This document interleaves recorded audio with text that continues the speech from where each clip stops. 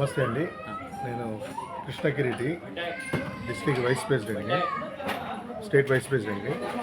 Madam గారిని కలిసాము, అన్నను కలిసాము. అసలు వీళ్ళకి ఎమ్మెల్యేగా గెలుపొందిన అఖండ మెజారిటీతో గెలిచినందుకు మేడం గారికి అన్నకి శుభాకాంక్షలు తెలిపేదానికి వచ్చాము.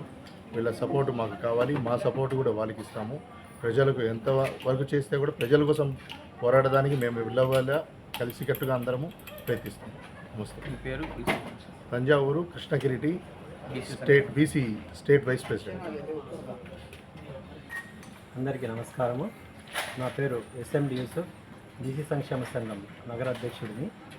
ఈరోజు తెలుగుదేశం శాసనసభ్యులు రెడ్డప్ప గారి మాధవరెడ్డి గారిని మరియు పొలిటికల్ బ్యూరో శ్రీనివాసరెడ్డి సార్ గారిని కలిసి నూతనంగా ఎన్నికైన ఎమ్మెల్యే గారికి మరియు వాళ్ళ శ్రీనివాసరెడ్డి సార్ గారికి కృతజ్ఞతలు తెలపడం జరిగింది.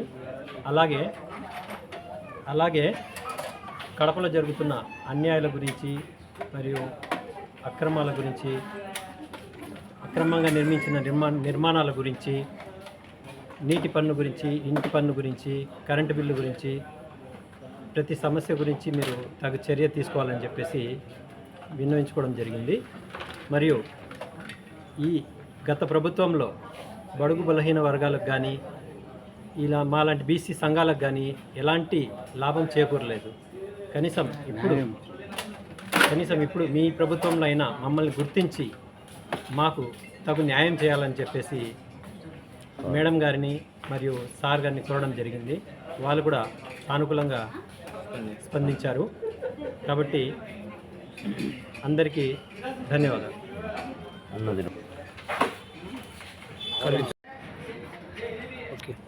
అందరికీ నమస్కారం. ఈరోజు కడప టీడీపీ ఇన్ఛార్జ్ పార్లమెంట్ అధ్యక్షులు శ్రీనివాసరెడ్డి అన్న గారిని కలిసి శుభాకాంక్షలు తెలియజేసిన, అలాగే కడప ఎమ్మెల్యే మాధవిరెడ్డి అక్క గారికి శుభాకాంక్షలు తెలియజేసిన బీసీ సంక్షేమ సంఘం రాష్ట్ర అధ్యక్షులు దుడం రెడ్డిబాబు అయినటువంటి నేను ఈరోజు కడప నియోజకవర్గంలో మున్సిపాలిటీ పరిధిలో జరుగుతున్నటువంటి అక్రమాలను, అలాగే ట్రాఫిక్ను, అలాగే ఇంటి పన్నులు పైన భారం, అప్రూవల్కు భారం, కార్పొరేషన్లో అవినీతిని వీళ్ళ దృష్టికి తీసుకురావడం జరిగింది. వీటిపైన చర్యలు తీసుకోవాలని కూడా మన పార్లమెంట్ అధ్యక్షులు శ్రీనివాసరెడ్డి గారిని కోరడమైంది. అలాగే ఆయన కూడా స్పందించి తొందరలోనే వీటన్నిటిపైన చర్యలు తీసుకుంటాం.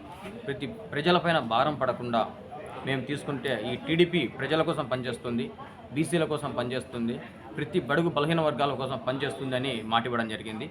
అంతేకాదు ఈ కడపలో వెంచర్లపైన కానీ వెంచర్లు వేస్తున్నారు, అప్రూవల్ అంటున్నారు, ఎక్కడే కానీ డ్రైనేజీలు కానీ కరెంటు కానీ వేయకుండా ఫ్లాట్లు అమ్మేస్తున్నారు, డీకేట్లను ఆక్రమిస్తున్నారు, డీకేట్ భూములను ఆక్రమించి వెంచర్లలోకి వేస్తున్నారు.